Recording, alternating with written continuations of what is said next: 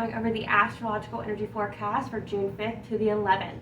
And there's going to be some pretty big expansive energy at the very beginning of the week as well as at the end of the week. So starting it very quickly and ending it just as chaotically.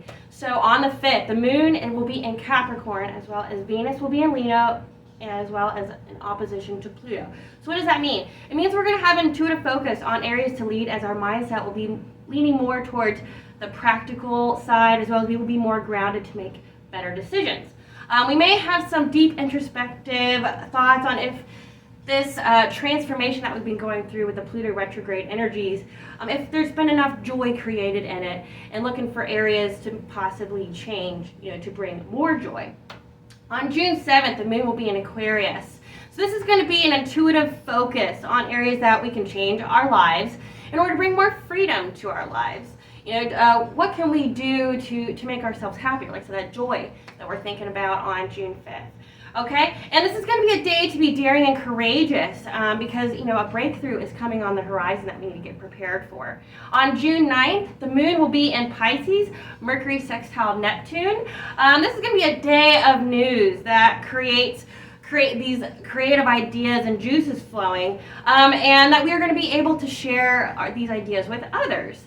It may come about some quick decisions because this will be a day that will be auspicious for fairness and negotiations, a win-win kind of situation, as well as, a fair deal will be assured for everyone.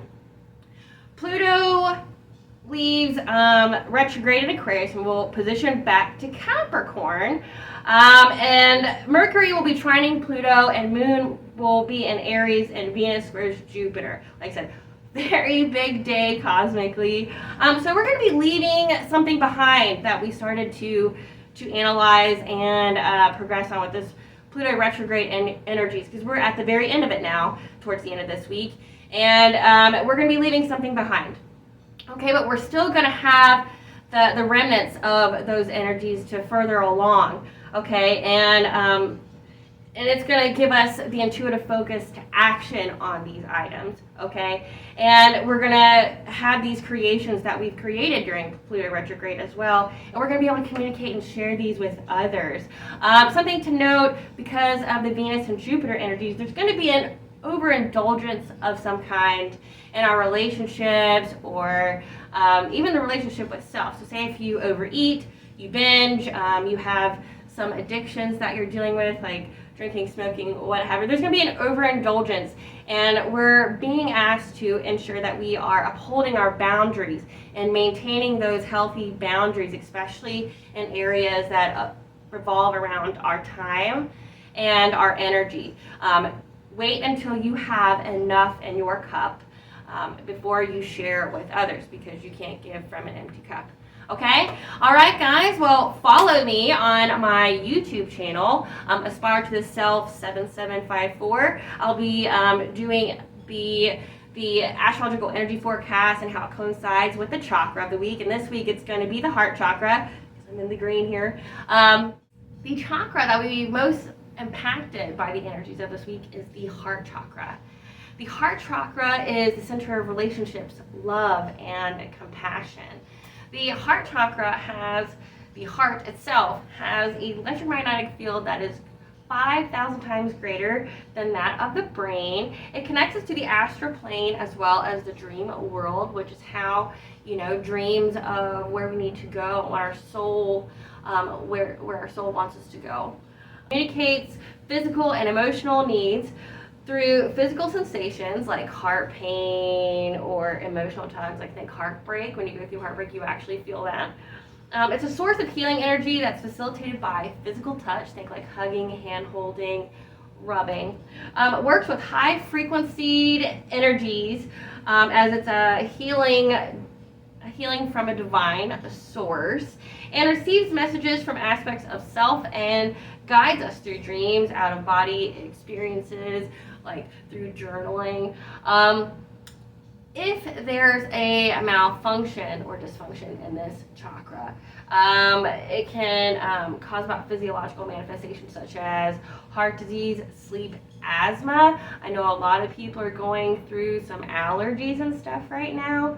The allergies are actually if you have a dysfunction in your heart chakra space. I know everybody in my area is like dying from the pollen, but it seems like you're mostly impacted if you have areas here that you need to explore and heal, because your body's trying to communicate something to you that needs to be healed. If you have heart issues, like say if you have anything like asthma, allergies, pneumonia, high blood pressure, like some insomnia, if it's linked to solar plexus, so your solar plexus is here. Solar plexus and heart chakra issues stem from codependency and caretaking issues, which leads to addictions of chocolate, sugar, and love, like always feeling like you need to be in love.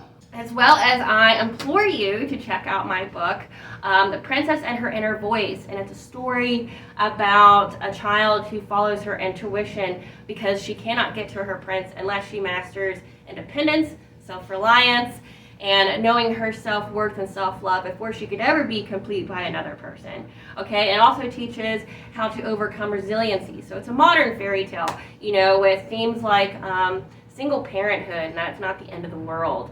Other things include like red flags, knowing that if someone's offering you help, they may not have good intentions for you, so you have to listen to you. You know, we're in a time where, you know, of propaganda and media and whatever the agenda is what we are being fed, and we can no longer wait until we're middle aged like we did, you know, in the previous centuries and time periods. We can no longer wait to have a midlife crisis. We need to be instilled with following our intuition at the very beginning. So it starts with kids. And if they learn to listen to themselves and not anything else, and to know their self-worth and their self-value, and knowing that every challenge can be overcome if they just believe in them.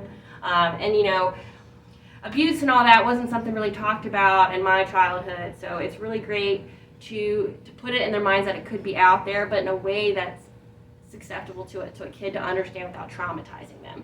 You know, like understanding like emotional scars brought about by rape, or like I said, any kind of like domestic violence or abuse. That's something that you need to know, because like I said, when I grew up, we didn't know anything about that. Domestic violence was a one definition answer. There wasn't anything else. Same with rape, it was a one definition answer.